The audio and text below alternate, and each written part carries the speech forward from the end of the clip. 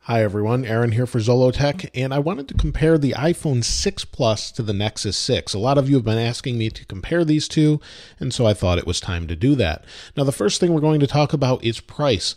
Price is a big factor when someone buys a phone, and obviously with the iPhone 6 Plus, most of you know that it's pretty expensive, and we're going to talk about off-contract prices. On-contract prices in the United States can be significantly less, but the iPhone 6 Plus comes in three different flavors, around $750, $850, and $950. So we're talking about 16 gigabyte, 64, and 128 for the iPhone 6 Plus, and then you've got three different colors as well. This actually has a front glass screen protector on that I'll review in a different review, and that's why it has the white ring. It's just an interesting combination, but other than that, the black front is what this one has, and this is space gray. Now with the Nexus 6, these are about $650. There's a 64 gigabyte version as well. There's 32 and 64, and this one's $650 or $699 depending on which version you get. This one is actually the AT&T version, but there is different versions out there as well, so it depends on where you get it, but basically that's your option. And you can also get this in a white color as well, and both of them look pretty nice. The overall design of the phones is really nice. We'll go over the different buttons and things quickly if you weren't aware. Here we have the home button with Touch ID to unlock the device. Really nice and works really well. We have our camera here, forward-facing camera, earphone for the speaker. On this side, we have our power sleep wake button, SIM card slot. On the bottom, we have our speaker, just one speaker, lightning cable adapter, microphone, and headphone jack.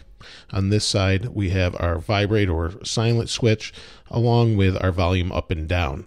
And then our camera on the back, flash, microphone, and that's pretty much it.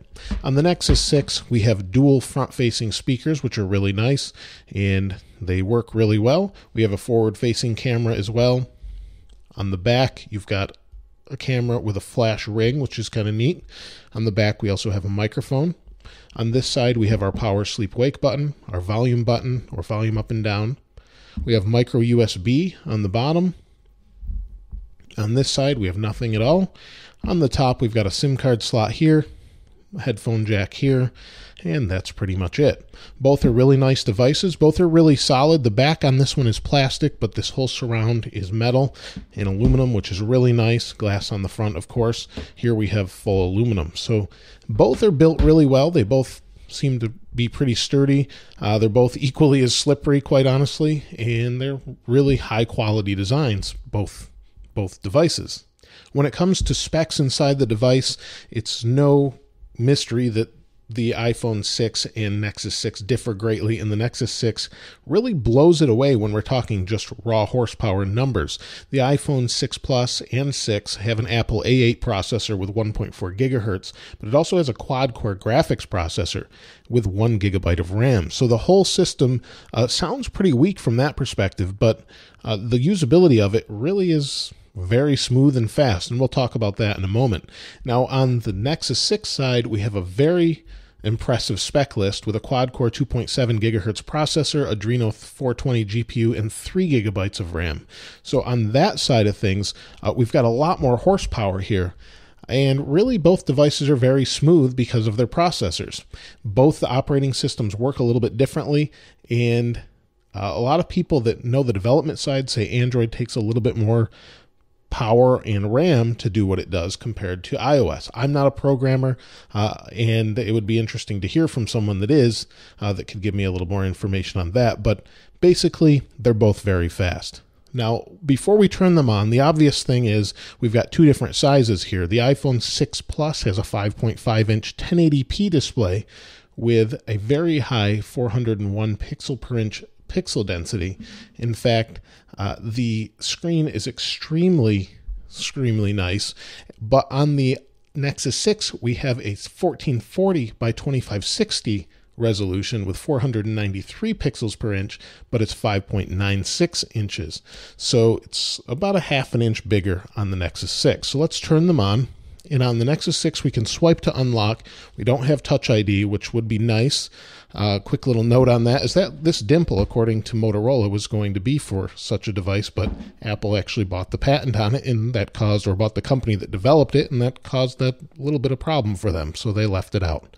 But it did leave that nice little dimple on the back. Now, you don't get that nice unlock, but what you do get is if you have an Android Wear device, such as a Moto 360, something like this sitting around, you can actually pair it with this device, and it will allow you to simply unlock it by being near in proximity, which is a really nice thing to have. Now, both screens look great. They both look great in the sunlight, and I actually took some other footage for a different video I did, and I'll show you in sunlight side by side.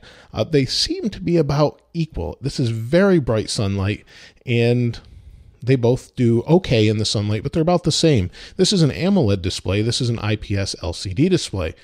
And they're different technologies, and I have to say, to my eyes, I actually like the look of the LCD display better than I do AMOLED, but that's me personally. The colors are a little more vivid on the Nexus side, though. Now, when it comes to actual raw horsepower, I want to do a quick benchmark and actually show you what that means.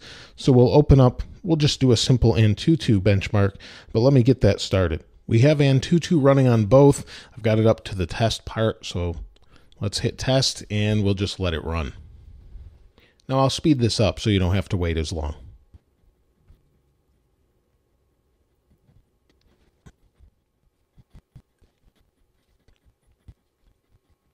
The test is completed for both, and you can see the iPhone ranked in a little bit lower at 47,472, where the Nexus 6 ranked in at 52,345.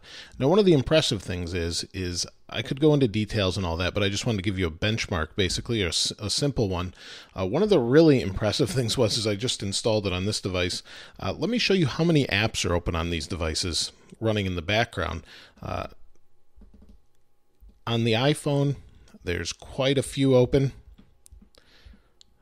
but there's a ton open on the Nexus also. So I didn't bother to close any of those. I thought I'd show you those really impressive results just by running it like that. So that's pretty impressive with all that stored just kind of hanging out in the background. Now, I know it's not using a whole lot of processing power, but it is hanging out there, and that just shows you how powerful these devices really are today. Now, with that speed test in mind, you can see everything is fluid and fast. Apps open really quickly. If I open Twitter here on both of them, you can see it popped right up on, we'll pass that for now. Let's go back into Twitter. You can see here's some things I was posting. We'll go to the timeline. Both scroll smoothly. We're kind of at a point where both of these devices are just incredibly fast and smooth. There's really no difference. It's really which one do you like better and which operating system do you like better. One of the things, obviously, a lot of people care about is camera on both of these devices. The camera is actually excellent on both devices, and I can't really show you right here. There's tons of options. The advantage to the Nexus 6 is it actually records in 4K, so if you're interested in that, you have that ability, where the iPhone doesn't give you that ability. I find that in most tests, and I've taken quite a few pictures with both, and in other tests I've seen online, surprisingly, at least surprising to me, specs really don't mean anything on the pixel side. You've got an 8 megapixel camera on the iPhone 6 Plus, and you have a 13 megapixel camera on the Nexus 6. But spec-wise, it's really not that big of a deal. It's more about which one takes the better picture after it's taken the picture. And in this case, and in many blind tests, actually the Nexus 6 came out on top, which actually surprised me. I have a couple pictures I took that I took at a local park, so let me show you a couple of those.